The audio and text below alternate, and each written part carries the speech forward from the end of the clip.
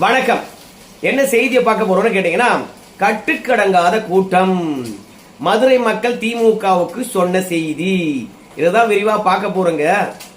அது மட்டும் கிடையாது, அந்த பொதுக்கூட்ட மேடையில பல தலைவர்கள் பாத்தீங்கன்னா உரையாற்றி இருக்கின்றார்கள். சோ அவங்க உரையாற்றினது என்ன, அதன் மூலமாக தமிழக மக்களுக்கு அவங்க என்ன சொல்லியிருக்கிறாங்க அப்படின்ற விஷயத்தையும் சேர்த்தே நாம பார்க்க போறோங்க. அதற்கு முன்பாக வழக்கம் போல உங்ககிட்ட ஒன்று, இந்த விவசாயியுடைய யூடியூப் சேனலை நீங்க சப்ஸ்கிரைப் பண்ணலன்னா சப்ஸ்கிரைப் பண்ணிக்கங்க, கொஞ்சம் சப்போர்ட் பண்ணுங்க. முதல்ல வந்திருக்கின்ற கூட்டத்தை பார்த்துட்டு வந்துருங்க. வளர்ச்சியடைந்த தமிழ்நாடு, வளர்ச்சியடைந்த இந்தியா, இவற்றை நாங்கள் உறுதி செய்வோம். நன்றி. பாரத் மாதா கி, பாரத் மாதா கி, பாரத் மாதா கி. வந்தே வந்தே வந்தே வந்தே வந்தே வந்தே வந்தே வந்தே வந்தே. இந்த கூட்டமானது ஒரு செய்தியை சொல்லுது. அந்த செய்தியை நான் உங்களுக்கு விளக்கி விடுகின்றேன். நம்ம மோடி அவர்களை பொறுத்த வரைக்கும் பேச்சை முடிக்கின்ற போது தேங்க்ஸ் என்று சொல்லி முடிக்கின்றார். அதற்கு பிறகு மொழிபெயர்ப்பாளர் பாத்தீங்கன்னா மோடி அவர்கள் என்ன பேசினாரோ அதை அப்படியே மொழிபெயர்க்கின்றார். சோ தேங்க்ஸ் என்று சொன்ன பிறகு இந்த கூட்டமானது கிளம்பி போயிருக்கலாம் இல்லையா? ஆனால் எந்த கூட்டமும் கிளம்பி போகவே இல்லைங்க. ஏன் தமிழ்நாட்டில் இருக்கக்கூடிய அடித்தட்டு மக்களுக்கு கூட தேங்க்ஸ்னு சொன்னா தெரியுமா தெரியாதா? கண்டிப்பா தெரியும். அதாவது தன்வர் அப்படின்னு சொன்னா கூட தெரியாம போலாம். ஏன்னா அதுவும் நன்றின்னு அர்த்தம் தான். தேங்க்ஸ் நன்றி தான். ஆனா ஆங்கிலத்துல தான் நம்ம மோடி அவர்களை பொறுத்த வரைக்கும் உரையாற்றினாரு, தேங்க்ஸ் என்று சொன்னார். கூட்டம் முடிஞ்சு போச்சு, மோடியை நன்றி சொல்லிட்டாரு, கிளம்பி போலாம்பா அப்படின்னு யாருமே கிளம்பி போல. மோடியை பொறுத்த வரைக்கும் எப்போதும் வழக்கம் போல சில விஷயங்களை சொல்லி தான் முடிப்பார். அது வரைக்கும் அங்கே தேங்க்ஸ் சொன்ன பிறகு மக்களானது அப்படியே நிக்கிறாங்க. அப்போ மோடி கிட்ட இந்த மக்கள் ஏதோ ஒன்றை எதிர்பார்க்கின்றார்கள். திமுக மீது நடவடிக்கை எடுக்கணும் அப்படின்னு எதிர்பார்க்கின்றார்களா? ஏப்பா இந்த ஆட்சியை மாத்த மாட்டீங்களா அப்படின்னு கேக்குறாங்களா? என்னன்னு தெரியல. தேங்க்ஸ் சொன்ன பிறகு கூட போகாம அந்த மக்கள் அங்கேயே நிக்கிறாங்க. அப்படின்னா என்டிஏ கிட்ட இந்த மக்கள் ஏதோ எதிர்பார்க்கின்றார்கள். அந்த எதிர்பார்ப்பை இந்த கூட்டமானது நிறைவேற்ற வேண்டும் அப்படின்னு தான் என்னுடைய எண்ணங்க. ஏன்னா தேங்க்ஸ் சொன்ன பிறகு எல்லாம் கிளம்பி போலாமே. ஏன்னா திமுகவும் பாத்தீங்கன்னா காசு கொடுத்து கூட்டத்தை கூட்டுறாங்க, இவங்களும் காசு கொடுத்து கூட்டத்தை கூட்டி இருக்கிறாங்க, மாற்று கருத்து கிடையாது. ஆனால் திமுக கூட்டம் எப்படி இருக்குன்னு தெரியுமா? முதல்வர் ஏறி பேசிட்டே இருப்பாரு, பின்னாடி இருக்கின்ற சேர்லாம் காலியா இருக்கும். முதல்வர் உடனே அவங்க எல்லாம் போயிட்டு இருப்பாங்க. முதல்வர் பேச்சை முடிப்பதற்கு முன்பாக முக்காவாசி சேரு காலியா இருக்கும். ஆனா மோடி கூட்டத்துல மோடியை பொறுத்த வரைக்கும் தேங்க்ஸ் சொன்ன பிறகு கூட அங்க இருக்கக்கூடிய மக்களை பொறுத்த வரைக்கும் டவலை எழுத்து சுத்திக்கிட்டே இருக்கிறாங்க. பாரத் மாதா கி ஜெய், பாரத் மாதா கி ஜெய், பாரத் மாதா கி ஜெய், பாரத் மாதா கி ஜெய், பாரத் மாதா கி ஜெய் 5 முறை சொல்றாரு. வந்தே மாத்திரம், வந்தே மாத்திரம் அப்படி 3 முறை சொல்றாரு. இதெல்லாம் முடிஞ்ச பிறகுதான் அங்கிருந்து கூட்டமானது கிளம்பி போகுது. இந்த கூட்டம் சொல்ற செய்தி தேசபக்தியுடன் நாங்க இருக்கிறோம், வந்தே மாத்திரம் சொன்னையா அப்படின்னு அங்கேயே உறுதியா நின்று அது முடிக்கிற வரைக்கும் அங்கேயே இருக்காங்க. ரெண்டாவது, நாங்க காசுக்காக வரல, மாற்றத்தை எதிர்பார்த்து வந்திருக்கோம். திமுக ஆட்சி அகற்றுங்க, நாங்க உறுதியா அவங்க பின்னாடி நிக்கிறோம். சும்மா காசு கொடுத்தாங்களே, மோடி பேசிட்டாரு, கிளம்பி வீட்டுக்கு போலாம், பொய்து போச்சு அப்படின்னு வேலை முடிஞ்ச கூலி வாங்கின்னு கிளம்புற கூலிக்கார கூட்டம் கிடையாது, கொள்கைக்காக வந்திருக்கின்ற கூட்டம். அதனால தயவு செய்து சொல்ற, திமுக ஆட்சி அகற்றுங்க, இல்ல அப்புறம் நடக்கிறது வேற அப்படின்னு கேட்கிற மாதிரி இருந்தது. அந்த கூட்டம் முடிந்த பிறகு கூட நின்று மோடிக்கு தன்னுடைய டவலை எடுத்து சுத்தி காட்டின அந்த விஷயங்கள். நிச்சயமாக எனக்கு ஒரு நம்பிக்கை இருக்கிறது. தென் மாவட்ட மக்களை பொறுத்த வரைக்கும் திமுக பக்கம் இல்ல அப்படின்றது உறுதியாகிறது.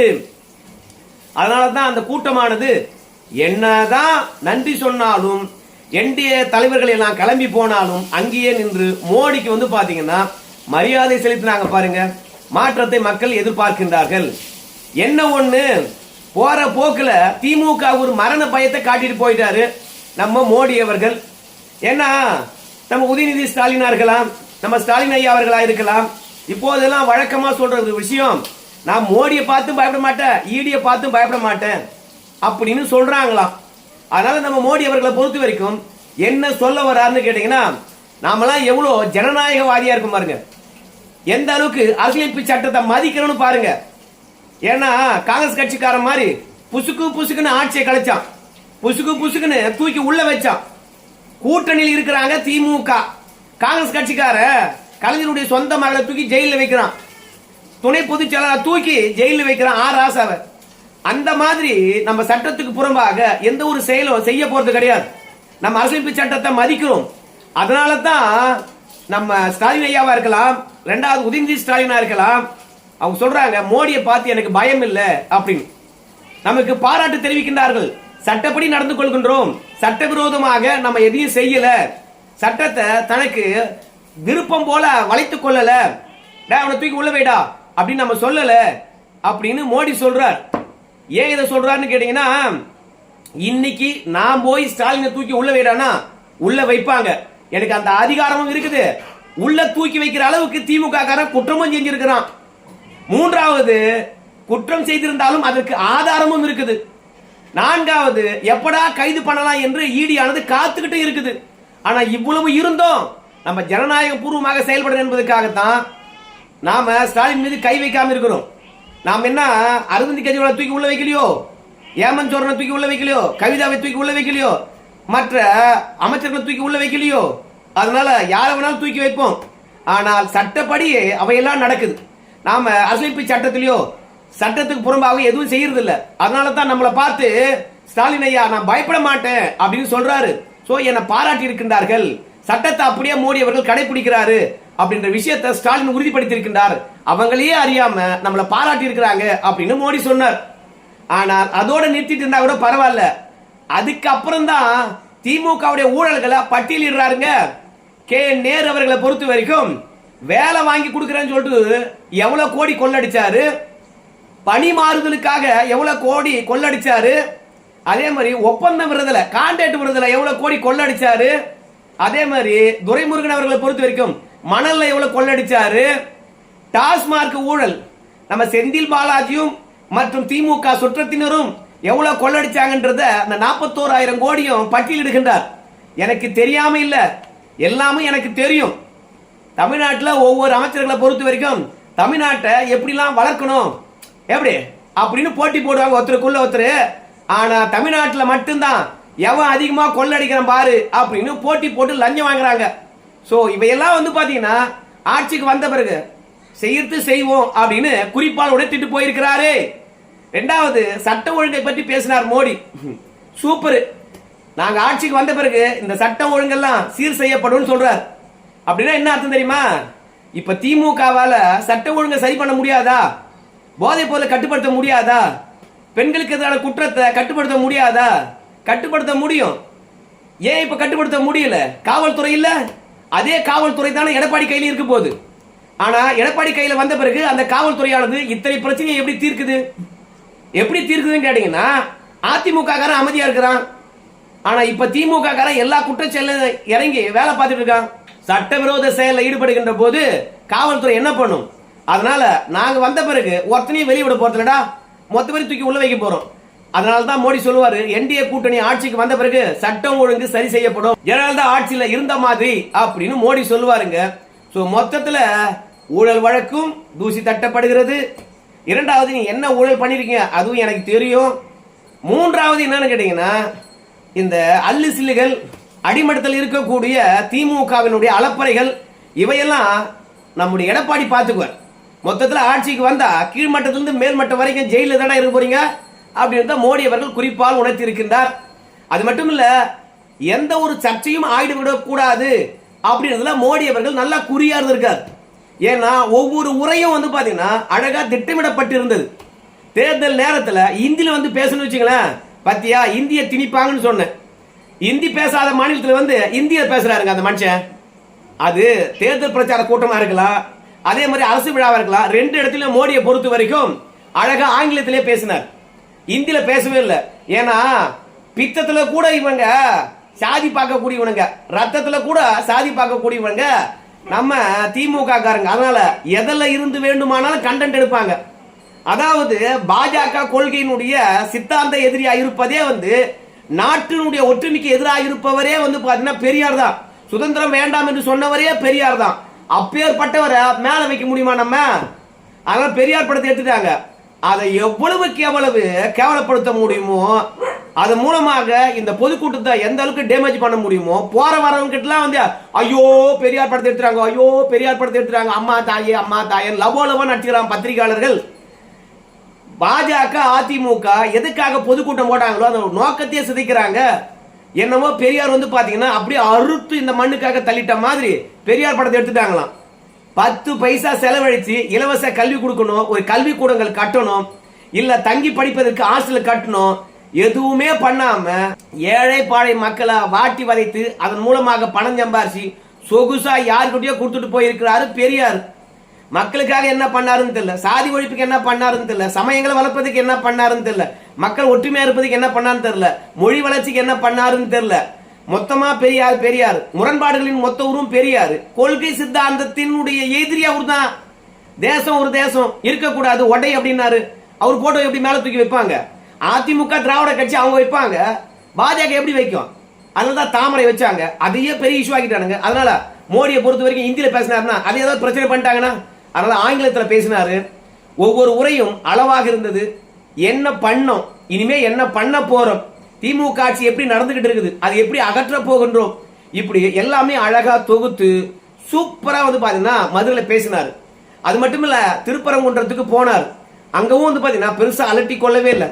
உண்மையாகவே திருப்பரங்குன்றம் மலைக்கு போய் நம்ம மோடி அவர்கள் சாமி கும்பிட்டாரா சாமி, இங்க நடுநிலை ஊடகம் என்று சொல்லிட்டு கொண்டிருக்காங்கல்ல அத்தனை பேருமே வந்து மொத்தமா மோடி அவர்கள் அங்க போனது சமய நல்லிணக்கத்துக்கு எதிராயிடுமோ, அதாவது மத சார்பின்மையை கடைபிடிக்கக்கூடிய இந்த மாநிலத்துல நம்ம மோடி அவர்கள் சர்ச்சையா இருக்கக்கூடிய இந்த கோயிலுக்கெல்லாம் போய் சாமி கும்பிடலாமா, அது நல்லதா அப்படின்னு உருட்டுறாங்க. அதாவது அங்க இந்துக்களுடைய உரிமை பறிக்கப்பட்டிருக்குது, அத இந்துக்களுக்கு ஞாபகப்படுத்தும் என்பதற்காக தான் திருப்பரங்குன்றம் மலைக்கு போய் சாமி கும்பிடுறார். ஆனா என்னமா உருட்டுறாங்க தெரியுமா? எங்கெல்லாம் கோயில்கள் இடத்துல சர்ச்சை இருக்கிறதோ அந்த சர்ச்சையை தேர்தலுக்காக பாஜக பயன்படுத்துது. ஆன்மீக தலங்கள் எங்க இருக்குதோ அங்கெல்லாம் தொகுதி கேட்கறாங்க பாஜக. ஏன்னா கோயிலை சுத்தி இருக்கிறவங்க இறை நம்பிக்கை கொண்டவங்களா இருப்பாங்க, பாஜக ஓட்டு போடுவாங்க அப்படின்னு சொல்லிட்டு நாடாளுமன்ற தேர்தலில் பாஜக எங்கெல்லாம் வந்து பாத்தீங்கன்னா அதிக வாக்குகளை வாங்கி இருக்குதோ அந்த தொகுதியெல்லாம் கேட்டு பாக்குறாங்க. அந்த தொகுதிகளும் வந்து பாத்தீங்கன்னா கோயிலுக்கு அருகாமையில் இருப்பதும் இல்ல கோயில்ல வந்து சர்ச்சை இருக்கக்கூடிய இடத்திலும் பாஜக அதிக வாக்குகள் வாங்கி இருக்குது. இந்த முறை எடப்பாடி கிட்ட அந்த மாதிரி தான் இந்த திருப்பரங்குன்றத்தில் சுற்றி இருக்கக்கூடிய மதுரை தொகுதியை வந்து பாத்தீங்கன்னா ராஜன் செல்லப்பா கிட்ட இருக்குது. அத பாஜக கேட்கறாங்க. அதுக்கு தான் திருப்பரங்குன்றம் மலையில போய் சாமி கும்பிட்டாரு அப்படின்னு சொல்லிட்டு என்ன நோக்கத்துக்காக நம்ம மோடி அவர்கள் போய் சாமி கும்பிட்டாரோ அந்த நோக்கத்தையே வந்து பாத்தீங்கன்னா இந்த ஊடகங்கள் சிதைக்கிறது. மதவரி கலப்ப போறாங்க, தமிழ்நாட்டில் மத முதல்ல உண்டாக்க போறாங்க அப்படின்னு ஊடகமானது மோடி அவர்கள் சாமி கும்பிட்டுட்டு வெளியே வந்து என்ன செய்தி சொல்றாரு, அங்க எப்படி சாமி கும்பிடுகின்ற நிகழ்வு நடந்தது, அதெல்லாம் மக்கள் பார்த்து முடிவு பண்ண வேண்டும். ஆனா ஊடகமானது நெரேட்டிவ் செட் பண்ணுது. மோடி போறதுனால மதசார்பற்ற ஸ்டேட்டா இருக்கக்கூடிய தமிழகமும் வந்து மதவெறி கொண்டு அலையமோ, சிறுபான்மைக்கு இடையில வந்து பாத்தீங்கன்னா இந்துக்கள் கலகம் வைப்பாங்களோ, கலகத்தை உருவாக்குதோ பாஜக, அதனால தான் கோயிலுக்கு போனாங்களோ அப்படின்னு சொல்லிட்டு உருட்ட ஆரம்பிச்சிட்டாங்க. அதனால திருப்பரங்குன்றம் மலைக்கு போனது தேவையற்ற ஒரு விஷயமோ அப்படின்னு பேசுற அளவுக்கு ஊடகம் வந்து பாத்தீங்கன்னா இன்னைக்கு செய்தி போட்டு தொலைச்சிட்டாங்க. இவனுங்க திருந்தவே மாட்டானுங்க. இந்த ஊடகத்தை நம்பினா என்டிஏ வெற்றியே பெறாது. சரி, மற்ற தலைவர்களை பொறுத்த வரைக்கும் பெருசா சொல்லிக் கொள்ளுகின்ற அளவுக்கு யாரும் பேசல. எடப்பாடி முதற்கொண்டு யாரும் சரியா பேசல. மோடி அவர்களை பொறுத்த வரைக்கும் அவருடைய உரையானது திட்டமிடப்பட்டது. அதே மாதிரி நாம வந்து முதலமைச்சர் வேட்பாளர் இருக்கும் போது எடப்பாடி பழனிசாமிக்கு குறைவா தான் நேரம் கிடைக்கும். ஏன்னா மோடி தான் சிறப்பு அழைப்பாளர், அவர் தான் அதிக நேரம் பேசுவார். அப்ப அந்த குறைவான நேரத்துல என்ன பேசணுமோ அதை வந்து பாத்தீங்கன்னா நம்ம எடப்பாடி பழனிசாமி தொகுத்து எடுத்துட்டு வந்துக்கணும். ஆனால் எதையுமே தொகுத்து எடுத்துட்டு வரல, வாய்க்கு வந்து பேசுறாரு. கடைசியில மதுரை மக்களுக்கு நம்ம என்ன பண்ணிருக்கிறோம் அப்படின்றத மட்டும் சொல்லிட்டு கிளம்பி போயிட்டே இருந்துட்டாரு எடப்பாடி பழனிசாமி. திமுக ஆட்சி குடும்ப ஆட்சி, திமுக ஆட்சி ஊழல் ஆட்சி, வழக்கமான விமர்சனம் தானே. அங்க வந்திருக்கவங்க 2 லட்சம் பேருக்கு மேல இருப்பாங்க. கூட்டம் அலை மோதியது. அந்த கூட்டத்துக்கு முன்பாக எடப்பாடி பழனிசாமி என்ன சொல்லிருக்கணும்? ஏமா இந்த எடப்பாடி பழனிசாமி ஒவ்வொரு வீட்டுக்கும் 10,000 ரூபாய் கொடுக்க போறமா, 10,000 ரூபாய் மறந்துடாதீங்க, என்னால கொடுக்க முடியும், 10,000 ரூபாய் வரப்போதுமா, அதிமுக ஆட்சியை கொண்டாருங்கம்மா அப்படின்னு ஒரு வார்த்தை சொல்லியிருந்தாருன்னா எவ்வளவு எழுச்சியா இருந்திருக்கும். அதே மாதிரி தேர்தல் வாக்குறுதியில எவ்வளவு இலவசங்கள் இருக்குது. இன்னைக்கு மக்களை பொறுத்த வரைக்கும் ஓசில எவன் கொடுக்குறானோ அவன் பக்கம் நின்று ஓட்டு போட ஆரம்பிச்சிடுறான். அப்படி இருக்கும்போது நம்ம எடப்பாடி பழனிசாமி தேர்தல் வாக்குறுதி பற்றி பேசவே இல்லையே, வருத்தமா இருக்கு. ஆனா அன்புமணி ராமதாஸை பொறுத்த வரைக்கும் வழக்கம் போல அவருடைய கான்செப்ட் திமுக எதிலெல்லாம் தோல்வி அடைஞ்சிருக்குதோ அதை பற்றி சொன்னார். நயினார் நாகேந்திரன் அவர்களை பொறுத்த வரைக்கும் ஜெனரலா பேசினார். ஆனா நம்முடைய டிடிவி தினகரனை பொறுத்த வரைக்கும் திமுக ஆட்சி இருண்ட ஆட்சி. எப்பேற்பட்ட ஆட்சி? களப்பிரர்கள் காலத்துல எப்படி தமிழகம் இருண்டு இருந்ததோ அந்த மாதிரி இருந்தது அப்படின்னு சொல்லிட்டு பேச ஆரம்பிச்சாரு. ஆனா அவருடைய பேச்சு முழுமை பெறல, ரொம்பவே தடுமாற்றத்துடன் இருந்தது. சோ எல்லாவற்றையும் விட மோடி அவர்கள் பேச்சு நல்லா இருந்தது. கூட்டமானது மாற்றத்தை எதிர்பார்த்து வந்தது. அதே தான் நானும் சொல்றேன். திமுக பகற்கனவு காண வேண்டாம். இந்த தேர்தலை பொறுத்த வரைக்கும் ரொம்ப டஃபா இருக்கும். நீயா நானா போட்டி இருக்கும் என்பதை மாற்று கருத்தே கிடையாது. சோ பார்க்கலாம், திமுகவுடைய கூட்டணியா இல்ல அதிமுக கூட்டணியா. மதுரை மாற்றம் எப்போதும் அதிமுக தான் தந்திருக்கிறது. நிச்சயமா இந்த முறையும் தரும் என்று எதிர்பார்க்கலாம். ஏன்னா அதிமுகவுக்கு கிழக்கு மண்டலம், அதே மாதிரி வடக்கு மண்டலம், மேற்கு மண்டலம் வெயிட், அதே மாதிரி டெல்டா தெற்கு மண்டலம் நம்முடைய அதிமுகவுக்கு கொஞ்சம் சந்தேகமா இருந்தது. ஆனா இந்த கூட்டத்துக்கு பிறகு அதிமுக பக்கம் வந்திருக்கும் அப்படின்னு சொல்லிட்டு நான் நம்புறேன். ஏன்னா அந்த கூட்டத்துடைய ஆரவாரமும் மோடி பேசுகின்ற போது மொழி புரியவில்லை என்றாலும் அவருக்கு தருகின்ற ஆதரவும் பார்க்கின்ற போது என்டிஏ கூட்டணி வெற்றி பெறும் போலத்தான் தெரிகிறது. சரி நண்பர்களே, நீங்க இந்த பொதுக்கூட்டத்தை பார்த்திருப்பீங்க. உங்க கருத்தை கமெண்ட் பண்ணுங்க. நாளைக்கு இன்னொரு வீடியோவில் சந்திக்கிறேன். நன்றி.